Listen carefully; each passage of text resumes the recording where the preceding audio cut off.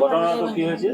ঘটনাটো হৈছে মোৰ ডাঙৰ ককাই মেম্বাৰৰ ওচৰত কৈছে এটা বিল ঢুকাবলৈ গৈছে মানে মেৰাজলৈ কৈছে কিয় ঢুকাব কৈ পেলাই ঝগড়া হৈছে ঝগড়া হৈ পেলাই সিহঁতে ঘৰত গুচি গৈছে মই ঘৰত আহিছো আহি পেলাই সিহঁতে গুণ্ডা বাহিনীৰ পৰা লৈ আহি পেলাই 15 জন আহি পেলাই মোৰ ঘৰৰ পৰা এজন এজন কৈ মাৰপিট কৰি চিচৰাই পেলাই মাৰপিট কৰিছে মোক ইয়াত গোচা মাৰিছে মোৰ দেউতাৰ মূৰত মাৰিছে মোৰ দেউতা মোৰ ঘৰত 4-5জন মানুহ আছে সবকিটা সিৰিয়াস কৰি থৈ দিছে এই জায়গাটোৰ নাম কি?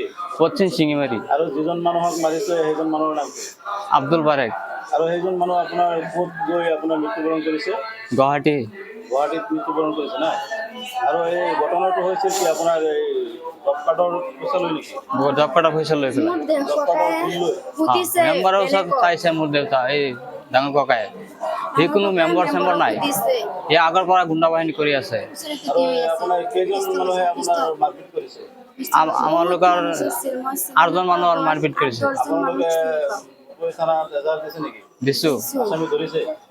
এজন ধৰিছে এতিয়া মানুহজন বৰ্তমান ডেড বডিটো ক'ত আছে? এই নগাঁও আছে নগাঁও পুষ্পৰণ কৰি আছে এতিয়া আপোনালোকে প্ৰশাসনক কি আহ্বান জনাব? মই আহ্বান জনাব ফাঁসি লাগিব ফাঁসি যদি দিয়ে মোৰ দেউতাৰ দিলটো চাফা হৈ যাব